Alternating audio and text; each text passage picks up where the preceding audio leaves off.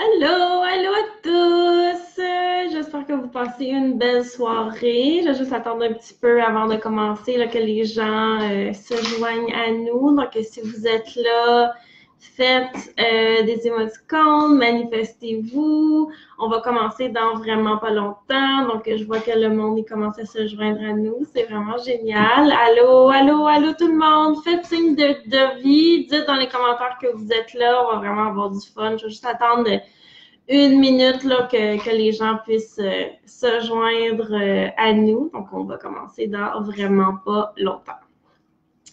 J'espère que vous passez une belle soirée. Nous, ça va bien. Donc, j'ai mes chiens qui sont occupés à gruger. Rina vous dit allô.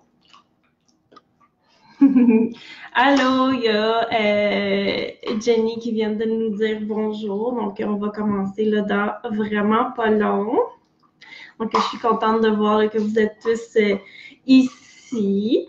Donc, je vais juste prendre une petite gorgée, puis après ça, au fond, on va commencer. On va parler de la technique d'arrêter lorsque notre chien, au fond, tire en laisse, puis pourquoi, pour moi, ça n'a jamais fonctionné. Donc, tel que promis, je vais prendre ma petite gorgée, puis on va commencer.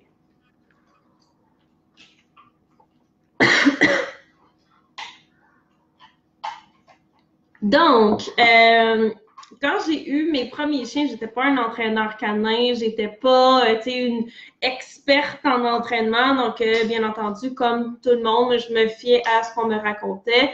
Puis, ce que beaucoup de gens disaient au sujet de la marche en laisse, c'était que quand ton chien tire, ben, au fond, t'arrêtes. Puis, quand il va te défaire l'attention sur sa laisse parce qu'il va reculer un petit peu, ou il va te regarder parce qu'il se demande ben, c'est pourquoi que tu t'arrêtes, ou alors il va s'asseoir, ben au fond, là, comme tu peux continuer à marcher. Ce qui fait du sens. Moi, dans ma tête, à l'époque, même aujourd'hui, quand je le raconte, ça a l'air évident. Si ton chien tire en laisse parce qu'il veut avancer, mais si quand il tire, t'arrêtes, ben, il va comprendre que tirer sert à rien. Donc, manifestement, comme il va apprendre que tirer en laisse, ça fonctionne pas. Puis si, au fond, que le seul moment où tu continues à avancer, c'est quand il arrête de tirer, ben, il va comprendre que si ça laisse aller lousse, c'est là qu'on avance. Puis quand il tire, ben, ça fonctionne plus. Donc, c'est juste la logique même. Et ça devrait normalement fonctionner. Fait que j'ai fait ça avec mon Shiba Inu, j'ai fait ça avec ma Husky Mix et dans la réalité, ça a été un échec monumental, ça n'a pas fonctionné pantoute. Puis là, je me demandais, mais pourquoi ça fonctionne pas? Ça fait pas de sens que ça fonctionne pas. Et au fond, ce qui s'est passé, c'est que j'ai créé, sans m'en rendre compte, une séquence de si je tire, ça freine, de la part de mon chien. Donc, quand mon chien tire, ça va freiner. Le chien s'assoit. Donc, on va continuer à avancer. Puis là, ce qui se passait, c'est que mon chien, il bondissait par en avant. Donc, il tirait encore plus. Faisait qu'on arrêtait. Mon chien full bien entraîné, il s'assoyait là, bam, automatiquement. Et là, au fond, aussitôt, ben, il faisait bim par en avant. Donc, ça créait ce phénomène-là, au fond, cette séquence-là, que aussitôt que j'arrêtais, quand mon chien tirait, en me disant, ben, il va comprendre que ça marche pas. Eh bien, ce qui arrivait, c'est que ça faisait simplement juste bondir par en avant la première occasion, ce qui n'était pas tout ce que je voulais, ce qui était incroyablement frustrant. Et ce que je me suis rendu compte, c'est que dans la réalité, ça encourageait mes chiens à tirer de plus en plus. Et au fond, eux, tout ce qu'ils voulaient, c'était bondir, comme je le disais, par en avant. Aussitôt qu'ils en avaient l'occasion, ils arrivaient au bout de leur laisse, ils recommençaient à tirer. Aussi, c'était pas super réaliste parce que des fois, ils se mettaient à tirer, puis je m'en rendais plus ou moins compte parce que je sais pas, j'étais perdue dans mes pensées, je faisais mes choses, tout simplement. Tu sais, quand on marche, on n'est pas toujours 100% attentif à ce qui se passe. Ce qui faisait que des fois, mes chiens tiraient, j'arrêtais pas, ou alors j'arrêtais puis ils bondisaient par en avant. Mais si j'arrêtais pas, ça envoyait des informations contradictoires à mes chiens. Donc, au fond, il arrive quoi quand ils tirent? On continue à avancer ou on bondit par en avant? Dans un cas comme dans l'autre, c'est pas ça pantoute que je voulais. Donc, ce que je me suis demandé au fur et à mesure que, bon, mes connaissances ont augmenté, puis ça, c'est pourquoi cette technique-là, ça fonctionne pas. Et là, je veux juste faire une aparté.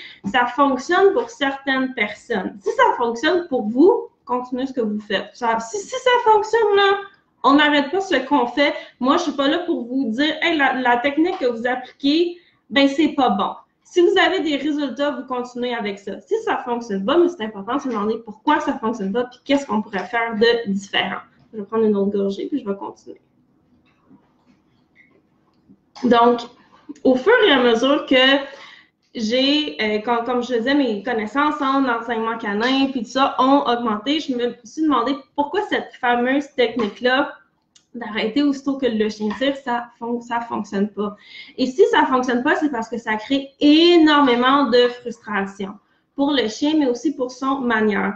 Au fond, à chaque fois que le chien veut aller par en avant, il n'y arrive pas. Ça fonctionne pas. Ce qui crée ce comportement-là de vouloir encore plus tirer et de bondir par en avant aussi, ce qui est encore moins ce que vous voulez. Donc, la frustration, ça va inciter votre chien à tirer de plus en plus. Ça va augmenter l'excitation de votre chien aussi. Donc, si votre chien il est frustré, eh bien, il va être encore plus excité. Un chien qui est excité, c'est un chien qui va aller vite. Un chien qui va aller vite, c'est un chien qui tire sur sa laisse parce qu'il ne veut pas, s'il va aller vite, c'est juste une question de mécanique. S'il veut aller vite, ben, il va rapidement arriver au bout de sa laisse, donc il va se mettre à tirer. La frustration aussi, ça va faire que votre chien va se surconcentrer sur quelque chose. Je ne sais pas si vous êtes déjà rendu compte de ça, mais quand votre chien, il est relax, vous vous promenez dans la rue, tout va bien, il est quand même zen, il regarde ce qui se passe, mais il n'est pas fixé sur rien. Puis quand votre chien devient de plus en plus frustré et énervé, il a tendance à fixer sur quelque chose puis devient obsédé avec ça. Puis c'est dur de avoir son attention parce qu'il faut comme casser cette surconcentration-là sur une chose en particulier. C'est la même chose pour nous, les humains aussi. Hein. Quand on est frustré, on a tendance à fixer notre attention sur une chose en particulier, puis on a de la misère à décrocher, puis on devient de plus en plus énervé à cause de cette chose-là aussi. Donc, c'est le même phénomène pour nous. Aussi, toute cette frustration-là, mais ça fait que c'est confus pour notre chien. On veut pas qu'il tire en laisse, mais la méthode qu'on applique crée beaucoup de frustration chez notre chien. La frustration, ça le fait tirer en laisse, donc c'est vraiment confus pour lui. Et c'est quand le chien il est confus, il peut pas faire des bons apprentissages, parce que tout n'est pas noir et blanc. Des fois, c'est oui, des fois, c'est non. Puis là, on arrête, puis là, on rebondit par en avant, puis là, on réarrête, comme qu'est-ce qui se passe? Votre chien, il comprend pas, c'est pour ça qu'il apprend pas. Parce que s'il apprendrait, bien entendu, on serait pas ici en train d'en parler. Aussi, si votre chien il est frustré, il va se sentir pris, une solution, ça va être d'aller par en avant, d'exploser par en avant pour pouvoir se déprendre. Et là, ce qui va arriver, c'est que quand il va se remettre à tirer en laisse, il va se sentir encore plus pris. Donc, cette technique-là, ce que ça le fait pour moi, comme j'ai dit, si pour vous ça marche, vous continuez à faire ça. Je connais du monde qui ont full de succès avec cette technique-là. Puis, hurrah pour eux, je trouve ça vraiment le fun. Moi, je m'étais demandé pendant des années pourquoi ça marche pas, pourquoi j'y arrive pas. Donc, c'est pour ça que j'ai fait cette vidéo-là aujourd'hui. Donc, ce que je me suis rendu compte, c'est que moi aussi, j'étais frustrée parce que je me faisais barouetter puis charrier d'un bord puis de l'autre. Je veux pas, comme les chiens bondissaient par en avant, ben ça tirait sur la laisse, ça me faisait mal à la main, ça me faisait mal à l'épaule parce que moi aussi, je devenais frustrée. Ça me rendait impatiente, donc de mauvaise humeur. Il y a personne qui aime ça se faire charrier d'un bord puis de l'autre. Et ce qui arrivait, c'est que comme j'étais frustrée, j'étais énervée, moi aussi, mes chiens faisaient de plus en plus de conneries. Donc, veux pas, encore là, c'est un cercle vicieux, la frustration continue d'augmenter d'un bord puis de l'autre. Nous, parce qu'on n'a pas ce qu'on veut, le chien, parce qu'il comprend rien à ce qui se passe, il a juste envie d'aller par en avant parce qu'il est surfixé sur aller par en avant. Et bien entendu, il y a personne qui passe un bon moment, une belle promenade. Il y a Mylène qui m'a demandé, elle est où, Rine? Elle est juste ici en train de gruger son cossin pour s'assurer qu'elle est bien tranquille pendant que je donne des explications. Les deux autres sont plus loin dans la maison, il y en a aussi des trucs pour gruger. C'est ça quand on est brillant, puis qu'on est en direct, on donne des trucs à notre chien pour qu'il mange. Donc, Donc, bref, des petits conseils pour comment faire briser ce cycle de frustration-là si vous vous rendez compte que vous êtes pris aussi, vous, dans, comme je disais, ce cercle vicieux de frustration-là, de chien qui tire, puis vous essayez de l'empêcher de tirer, ça marche pas, votre chien il tire de plus en plus, vous êtes de plus en plus frustré. Bref, il y a personne, comme je dis, qui passe un bon moment. Le but d'aller prendre une marche avec notre chien, c'est d'avoir du plaisir. Donc, ce que vous pouvez faire, c'est essayer de partir premièrement de la maison avec une belle attitude, une bonne attitude zen et réceptive. C'est sûr que si avant de partir, vous vous dites « Oh, on change, en promener le chien, ça va être le fun », ben, vous n'aurez pas de plaisir, vous partez déjà au fond en étant un peu frustré à l'intérieur d'avance, fait que vous allez être impatient, vous allez encore là vous rentrer dans ce cercle-là, dans ce cercle vicieux-là.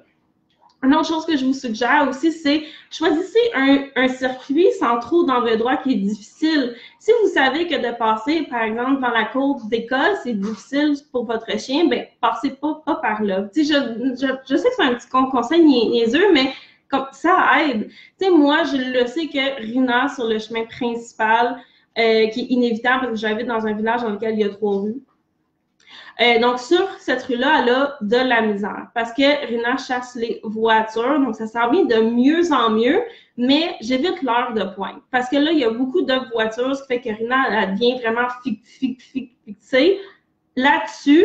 C'est pas le fun pour moi parce que j'ai pas de succès. Je deviens frustrée, comme on dit, on devient impatient. Rina va chasser les voitures de plus en plus parce que sa propre frustration va augmenter puis elle va devenir surconcentrée sur une chose, c'est-à-dire les voitures, ce que je veux pas au fond. Fait que je vais éviter l'heure de sortir sur la rue principale à l'heure de pointe avec Rina. Donc, soit le lieu, soit l'heure qui peut vous aider.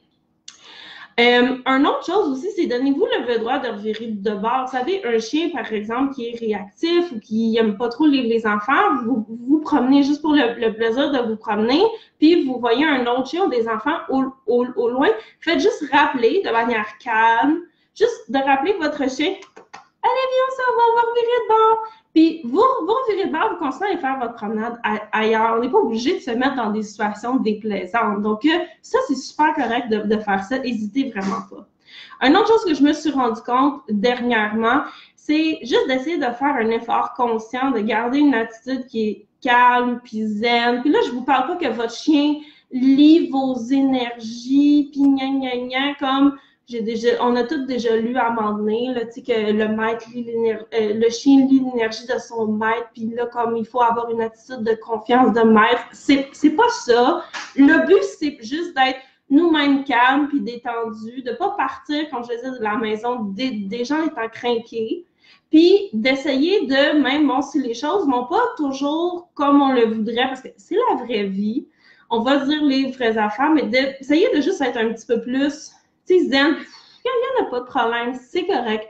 Puis moi, je suis une personne qui est naturellement très émotive. Puis des fois, quand je vois là, que je commence à m'énerver un petit peu parce qu'il arrive des pépins, comme tu sais, j'ai 2 jeunes chiens, c'est juste la réalité, juste d'essayer de me calmer, en même temps de faire un effort pour être zen, puis souvent, ça va juste aider à changer ma vision des choses. Une autre chose aussi, c'est essayer de trouver c'est quoi qui vous achale, puis de trouver une solution. Donc, moi, je me suis rendu compte que quand je prenais Rina sur son harnais, je la laissais toujours tirer un petit peu plus parce que je suis comme, bah, sur son harnais, c'est pas grave. Donc, j'étais vraiment moins vigilante avec mes techniques de marche en laisse, celles qui fonctionnent. Bien entendu, pas le stop and go parce que ça fonctionnait pas pantoute pour moi. En fait, j'utilise cette technique-là pour montrer à mes chiens à bien tirer quand je pratique de la traction, pour dire à quel point ça n'a pas fonctionné pour moi. Donc, ce que je me suis dit dans le cas de Rina, par exemple, c'est que je la promène pas avec son harnais parce que je le sais que je la laisse tirer. Si je la laisse tirer, ça me fait mal à la main, ce qui fait que ça me rend impatiente à la base parce que j'ai de l'inconfort physiquement. Donc, moi, je promène Rina sur son collier. Là, vous pouvez faire « Oh non, elle promène son chien sur son collier. » Rina a réagi quand j'ai fait ça. C'est drôle. Donc, je la promène sur son collier, puis je veux tellement pas qu'elle tire sur son collier que je suis encore plus alerte de bien pratiquer mes techniques de marche en laisse. Aussi, essayez de pratiquer des techniques de marche en laisse qui vont baisser la frustration de votre chien, comme la technique de la margine. qu'on voit dans mon cours Sans tension. Donc, c'est sûr que je vous invite, bien entendu, à acheter le cours dans lequel, au fond, on va parler de plein de techniques de marche en laisse, des effets de la frustration. On va parler de comment identifier les endroits difficiles pour votre chien, comment vous virer de bord de la bonne façon, parce que c'est pas toujours évident pour les chiens, l'idée de on s'en va par là, mais soudainement on vire de bord. Aussi plein de techniques de marche en laisse pour éviter la frustration. Il y a 3 techniques de marche en laisse dans le cours de Sans tension, donc celui de la marche zen, puis 2 techniques de marche au pied quand on a besoin d'avoir une attention beaucoup plus soutenue. On va parler aussi de techniques sur comment reprendre l'attention de votre chien, puis juste de passer un bon moment sans être tout le temps en train d'entraîner puis donner des gâteries à notre chien avec les gâteries. Donc, moi, ça m'arrive que je fais des promenades avec mes chiens, je n'ai même rien sur moi. J'avais déjà mis une vidéo. Donc, c'est tout à fait faisable pour la marche en laisse aussi. Donc, je vais vous mettre le lien si jamais ça vous intéresse. Si vous avez 1 ou 2 questions, je vais les prendre. Donc, c'est le moment d'y aller. Et là, je vois que j'ai manqué plein de messages. Désolée, mes commentaires, il n'y avait pas continué, ils avaient baissé. Donc, si vous avez 1 ou 2 questions, je vais les prendre, puis après ça, on va arrêter la vidéo. Donc, pendant que vous dépêchez à écrire, je vous dirais, juste comme dernier message, simplement, le but de prendre une marche en laisse avec notre chien, c'est d'avoir un moment zen et calme avec eux. Donc, je vois ici 1 heure où vous êtes réceptif, votre chien y est réceptif. Prenez un circuit, là, tu sais, que vous savez que ça va bien aller. Pas sortir de chez vous en vous disant déjà comment je vais aller prendre mes chiens, puis il va tirer, puis il va voir d'autres chiens, puis il va s'exciter, puis gna gna gna.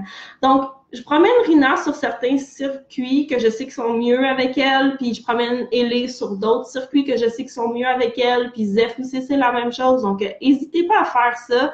Puis juste à être calme puis détendu. Allez passer un beau moment avec votre chien. Même si c'est juste aller dans un parc et de laisser là, votre chien renifler sans aucun problème tout le monde. Donc, je vois qu'il n'y a personne qui a des questions. Oura, ça veut dire que c'était clair. C'est ça qu'il faut se dire dans ce temps-là. Donc, je vais vous laisser retourner à aller promener vos chiens. Je vais mettre le lien pour le cours de Sans tension. Et j'espère que vous avez aimé là, cette petite vidéo en direct qu'on a faite ensemble. Donc, Rin, tu venais de faire? Viens! Viens, Rin! Donc, Rina et moi, on vous dit au revoir. Là, Rina est en train de guetter ce que mes autres chiens mangent, qu'elle a fini son truc. Qu'est-ce qu'il y a, Rin? Et oui, vas-y! Vas-y! Au revoir tout le monde! Bye! Rina vous dit bye bye aussi!